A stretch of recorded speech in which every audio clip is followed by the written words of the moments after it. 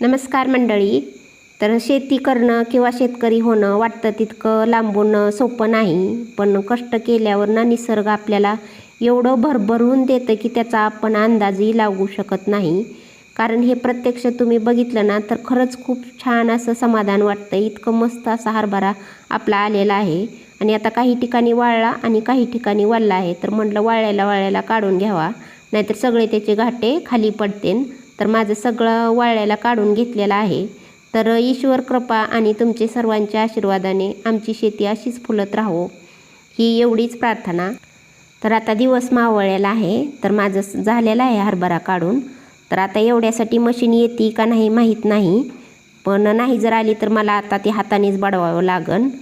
तर आता इथं झालेला आहे सगळा हरभरा काढून आणि आता माऊ आमची आमच्या संगच असती. आता घरी चाललो तर किती आनंद झाला आहे तिला बघा. भेटू पुन्हा एकदा.